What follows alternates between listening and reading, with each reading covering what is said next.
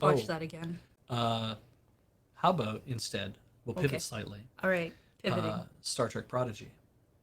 You know, I've actually been really enjoying Star Trek Prodigy. Yeah, Prodigy? Prod Prodigy. Prodigy. Yeah. Oh, that's gonna be. Mm-hmm. That is not a word I say often. I didn't expect it to be as serial as it is. I I mean, so far We've watched four it, episodes, so. it's been a serial. It hasn't like bopped into a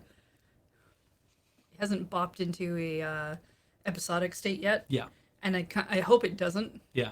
because I want to see character growth and stuff.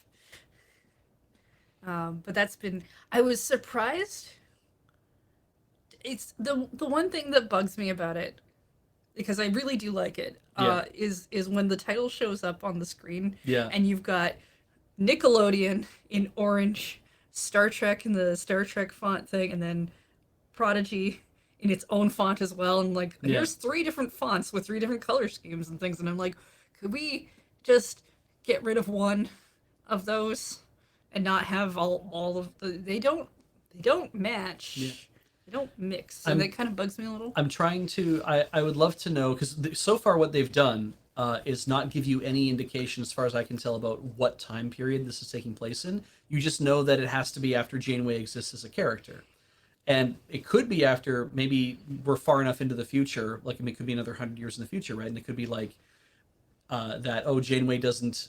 Janeway has passed on, but she I is mean, used as an encouraging, holographic captain. yeah, So but and that's not. Yeah, so you can't really pinpoint. I'm sure somebody who like knows a ton of Star Trek would probably look at some symbols and stuff and be like, "Ah, yes, this has to be before this and yeah. after that." And I'm just like, I want to watch these little goofballs run around and have to learn about friendship because they clearly haven't learned friendship yet. It's also the fact is like, because it's Nickelodeon, because it's designed for kids. There's that I you give it a wide curve, right? It's like, I know that's what this is for. This is not supposed to be like sci-fi for adults. You can watch Discovery, you can watch Picard, you can watch like any of those kind of things. You can watch Lower Decks, right? It's like all those things are different for different parts of the Star Trek audience because Paramount, you have, again, it always comes back to they want to make money off this. It's like Paramount is trying out different things for different audiences because they feel that they'll get a different reaction to people who enjoy it a certain way. And it's like, it's why Discovery didn't really grab my interest. First season of Picard was interesting, but that's from a nostalgia point of view, and I don't know Yeah, if I'm gonna like the but second season. it's really different, and I like that. Yeah, Like you just started playing. I wasn't paying attention to what you were doing. I was just doing whatever, and you started playing the episode, so I missed out on what we were watching, and I thought you had just turned on something on YouTube, right. and then and we're watching this thing, and like, oh, okay, oh, this seems kind of interesting. All right, Prodigy, yeah. and then all of a sudden, it's like the words Star Trek show up. Like, I'm sorry, what? Oh, what universe are we in? And at that point, I knew that What? I had you sucked in because you're like, well, I'm willing to watch this because I want to, because it's not Star Trek the way you know Star Trek.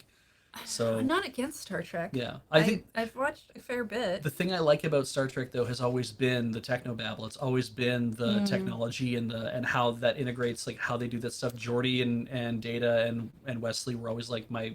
I wanted to be down in engineering, hearing about how all this stuff comes together and how it Oh, works. that's And that's yeah. not Prodigy, right? Prodigy's just kind of That's like not what this I care story about of at all. you're on this amazing prototype starship that you nobody knows anything about what it can do or how it operates or whatever, but it's real cool. Has a lot of really interesting things going on the bridge.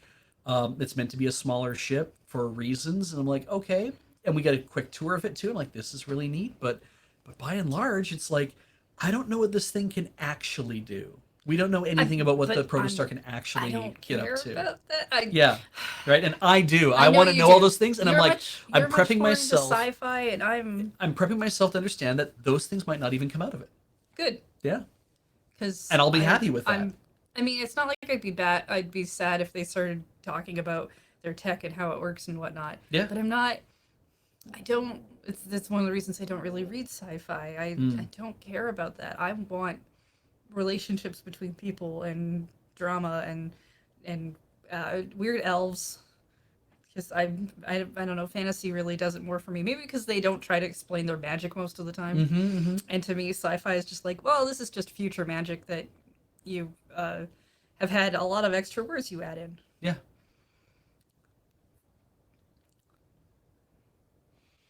I don't know But what I'm. it's been great. Yeah. And I honestly quite liked. Well, I haven't seen all of Voyager. I liked parts of Voyager I did see, so it's kind of cool to see Janeway show up again, and Yeah. even if she is a hologram. Mm-hmm. I mean, they got to have in the most recent episode, in episode 4, where they are on another planet. I'm not going to talk about that and whatever, but they do get to, because it's animated, you do get to rely upon having more acting done by your actors. By they allowed Kate Mulgrew to do more than just be, this is Captain Janeway on the ship, and I'm helping you cadets out, kind of thing. They got to give her more to do, which made it very interesting, because I'm like, that's a great money saver to be like, yeah, you know what, we're gonna repurpose her to do this and to do that. And I'm like, that's really neat. You get a lot of, instead of it just being like, Captain Janeway is here to do whatever. It's like, you have a hologram, so you can kind of do X, and you can kind of do Y with it. So I it's been really fun to see that. what so first I want to be clear. I do like Star Trek to a degree. I actually, I what is it, a softer sci-fi or something? I'm not sure. It It's just doesn't seem as techno babbly as some other stuff I've seen. which Star Trek? Yeah. Star Trek is Star Trek is not hard sci-fi, but it is definitely more on the, we want to treat it as a scientific kind of operation. Okay. Yeah, than Star Wars is, which is much more of a fantasy base. I don't know what Player of Games from the Culture series is.